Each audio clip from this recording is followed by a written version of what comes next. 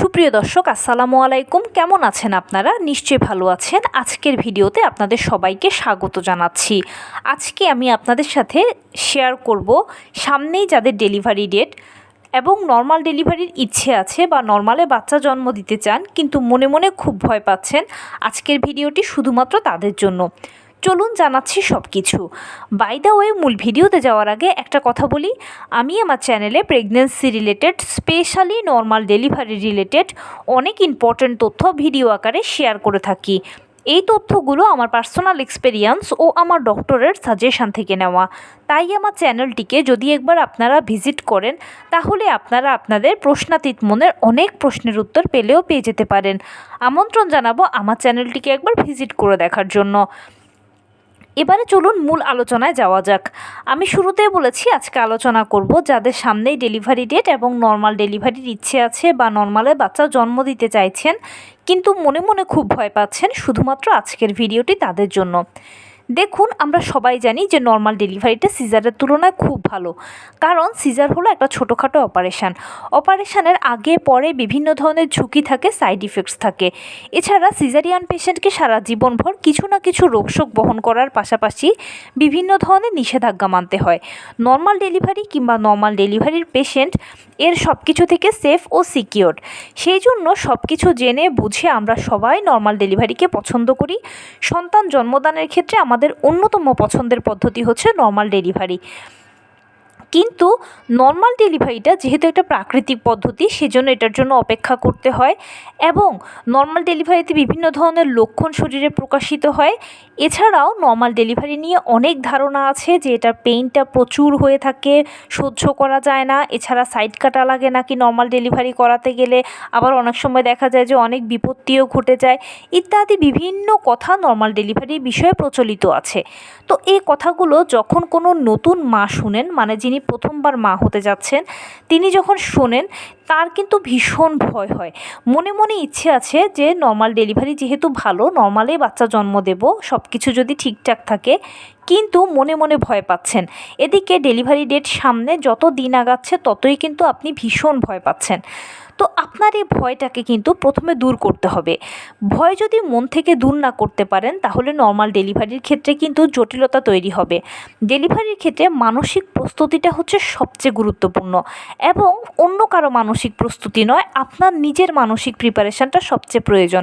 আপনি যত বেশি শক্তপোক্ত থাকবেন তত বেশি কিন্তু নর্মাল ডেলিভারির ক্ষেত্রে আপনি অপেক্ষা করতে পারবেন ধৈর্য সহকারে, এবং ডেলিভারি প্রক্রিয়া যখন শুরু হবে তখন ধৈর্য সহকারে প্রক্রিয়াগুলোকে ওভারকাম করতে পারবেন।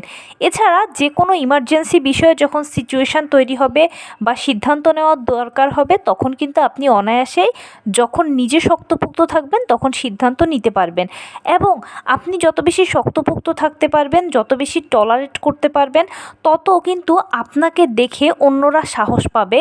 মানে ডাক্তার বলুন কিংবা পরিবার বলুন, তখন পরিবারের লোকজনেরা, এমনকি ডাক্তারও আপনাকে নিয়ে ভালো একটা ডিসিশানে আসতে পারবে। সেজন্য মানসিক প্রিপারেশানটা হচ্ছে এখানে সবচেয়ে গুরুত্বপূর্ণ। তাই প্রথমেই যেটা করতে হবে সেটা হচ্ছে মনোবল দৃঢ় করতে হবে, মনের সব ভয়কে দূর করতে হবে। আসলে প্রকৃতপক্ষে আপনারা যে ভয় পাচ্ছেন, এই ভয়টা হচ্ছে মনের ভয়। ইনজেকশান পুশ করার আগে আমরা কত কিছুই না চিন্তা করি।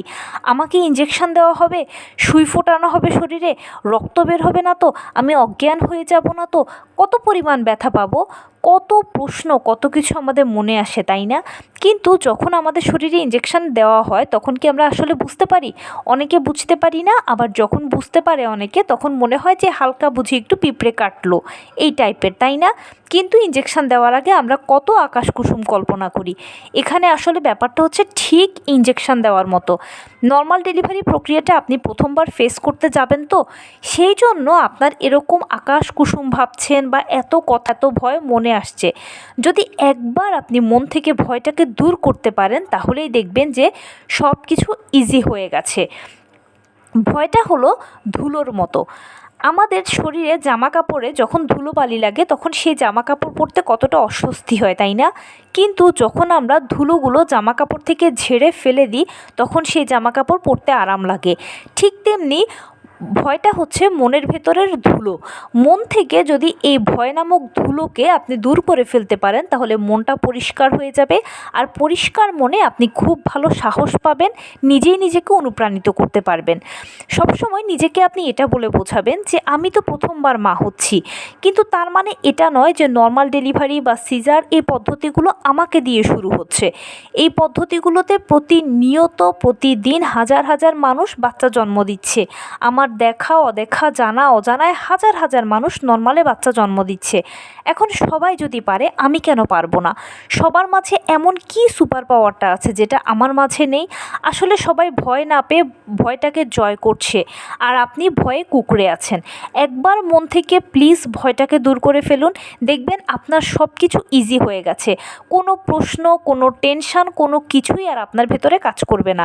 সবসময় আপনি সামনের দিকে এগিয়ে যাবেন, আর এটাই হওয়া উচিত। কারণ আপনি তো মা, আপনাকে আপনার সন্তানের জন্য, নিজের ভালোর জন্য এটুকু পারতেই হবে। এবং সেই সাথে একটা কথা চিন্তা করুন, পৃথিবীতে হাজার হাজার মানুষ আছে যারা এত চেষ্টা করছে একটা বাচ্চার জন্য, দিনরাত একাকার করে ফেলছে, কিন্তু তারা কিন্তু পাচ্ছে না একটা বাচ্চা, বা কনসিভ করতে পারছে না। সেই জায়গা থেকে মহান আল্লাহ তাআলা আপনাকে উপযুক্ত বলে মনে করেছেন বিধায় কিন্তু আপনি কনসিভ করেছেন, গর্ভে ধারণ করেছেন সন্তানকে। এর থেকেও বড় বিষয় কি জানেন তো? এই যে দীর্ঘ পথটা পাড়ি দিলেন, প্রথম মাস থেকে শুরু করে দীর্ঘ 9 মাস পর্যন্ত এই যে দীর্ঘ পথটা পাড়ি দিলেন, এটা কিন্তু কোনো মুখের কথা নয়। এই সময়ের মধ্যেও কত দুর্ঘটনা ঘটে, অনেকের মিসক্যারেজ হয়ে যায়, অনেকের প্রিম্যাচিউর বেবি হয়, এছাড়া আরও কত সমস্যা। আপনি বিনা সমস্যায় আল্লাহর রহমতে 9 মাস পর্যন্ত এগিয়ে গেছেন। তাছাড়াও আরেকটা কথা চিন্তা করুন, সেটা হচ্ছে কি যে এই সময়গুলোতে কত ব্যথা কষ্ট, কতজন আপনার থেকেও আরও কত বেশি সহ্য করে। আপনি তো মিনিমামটা হয়তো বা সহ্য করেছেন, বা যতটুকু ব্যথা কষ্ট হয়েছে সেগুলোকে আপনি ইজিলি সহ্য করেছেন, দাঁতে দাঁত চেপে সহ্য করেছেন। কার জন্য করেছেন? নিজের সন্তানের জন্য করেছেন। তো এটা একটা দীর্ঘ লড়াই। এই লড়াইটা আপনি কিন্তু আপনার অনাগত সন্তানের জন্য করেছেন, নিজের সাথে নিজে করেছেন। আপনার এই ব্যথা কষ্টগুলো আর কেউ কিন্তু সহ্য করে দিতে পারেনি, এটা আপনাকেই সহ্য করতে হয়েছে। সন্তান গর্ভে ধারণ করেছেন, তার যে ভারটা এটা আপনিই বহন করছেন, অন্য কেউ কিন্তু করছে না। তাহলে এই দীর্ঘ পথটা যদি আপনি এত কষ্ট করে সহ্য করে আসতে পারেন, দাঁতে দাঁত চেপে সব কিছু যদি মানিয়ে গুছিয়ে নিতে পারেন, তাহলে আর ডেলিভারির জন্য আপনার হাতে হয়তো 1 সপ্তাহ আছে, বা কারো 10 দিন আছে, বা কারো 15 দিন আছে। এর মধ্যে হয়তো ডেলিভারি হয়ে যাবে, বা এর পরেই হয়তো ডেলিভারি হয়ে যাবে। তাহলে এই দীর্ঘ সময় কষ্ট করলে এই সময়টুকু কষ্ট করতে পারবেন না? অবশ্যই পারবেন। এই কষ্টটুকু তো স্বীকার করতেই হবে, কারণ আপনি যে মা, নিজের ভালোর জন্য সন্তানের জন্য করতে হবে।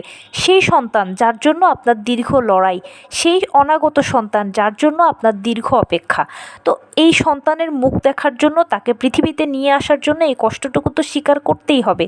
কারণ আপনি তো মা। ইসলামে আছে মায়ের পায়ের নিচে সন্তানের বেহেশত, অন্য কারো পায়ের নিচে কিন্তু নয়। তাহলে মায়ের ভূমিকা বা মায়ের গুরুত্ব বা মায়ের যে প্রায়োরিটিটা ইসলামে দেওয়া হয়েছে, সেটা কিন্তু আপনার অর্জন হয়েছে।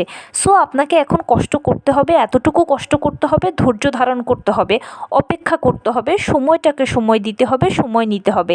আর মনের সব ভয়কে দূর করে দৃঢ় মনোবল এটা রাখবেন যে আমার ডেলিভারি প্রক্রিয়াটা যেন সুস্থভাবে হয়, সুন্দরভাবে হয়, আমার সন্তান যেন আমার কোলে আসে। আমার সব ভয়কে আমার জয় করতে হবে, দূর করতে হবে, কারণ আমি নারী, আমি সব পারি।